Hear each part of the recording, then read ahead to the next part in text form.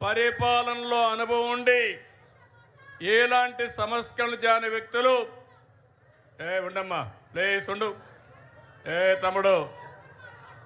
తమ్ముడు ఉండు మాట్లాడుతూ ఉండండి.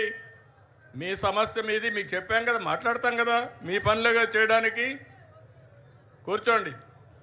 వాళ్ళ ఆ పక్కది ఏంటి కొంచెం కూర్చోండి. కూర్చో. ఈ సమస్యలు ఉన్నాయి, మాట్లాడుతూ ఉన్నా కదా. వాళ్ళని అటు తీసుకురండి, కలుస్తాను నేను. ఆ కుర్చీ తీసి ఆ పక్కన నిలబెట్టండి, నేను వచ్చి కలుస్తాను పోయేటప్పుడు.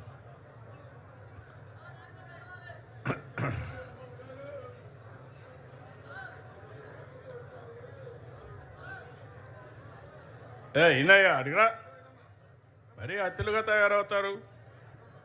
సమయం సందర్భం కూడా ఆలోచించుకోవాలి వ్యక్తులు కూడా. ఈరోజు ఒక శుభ సందర్భంలో మనం రాష్ట్రం అంతా ఒక మెసేజ్ ఇవ్వాలనుకున్నప్పుడు మీరు కాగితాలు ఇచ్చారు, అన్ని కాగితాలు తీసుకున్నాం, ఆ పనే చేస్తాం, మళ్ళీ చేస్తాం. కానీ అందరూ ఈరోజు కార్యకర్తల సమావేశంలో మీరు ఒకటి గుర్తుపెట్టుకోవాల్సింది, నా దగ్గర కాగితాలు ఇస్తే పదవులు రావు, కానీ క్షేత్రస్థాయిలో పనిచేస్తేనే మీకు పదవులు వస్తాయి, గుర్తింపులు వస్తాయి. మళ్ళీ ఒకసారి చెప్తున్నా,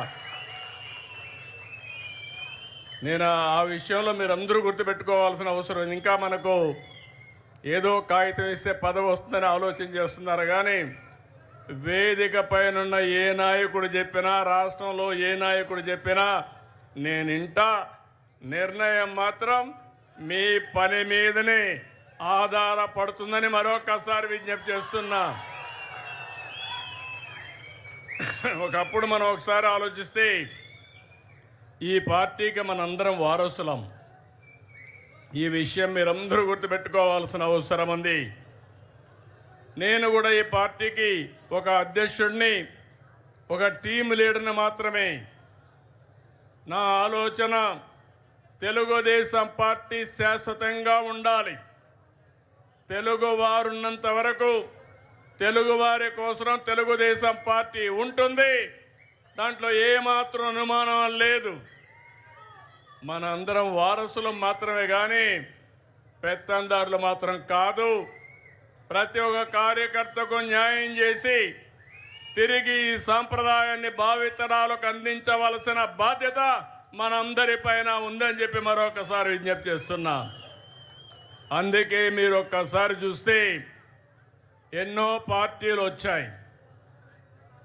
చాలా పార్టీలు ఎప్పటికప్పుడు కనుమరుగయ్యే పరిస్థితి కూడా వచ్చింది.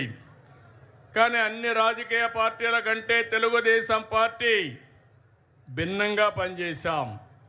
మీరు ఒక విషయం గుర్తుపెట్టుకోవాలి, తెలుగుదేశం పార్టీని లేకుండా చేస్తామని చాలామంది ప్రయత్నం చేశారు, కానీ ప్రయత్నం చేసిన వ్యక్తులు కాలగర్భంలో కలిసిపోయారు. ఎవ్వరూ తెలుగుదేశం పార్టీని ఏమీ చేయలేకపోయారు. ముహూర్త బలం చాలా గొప్పది.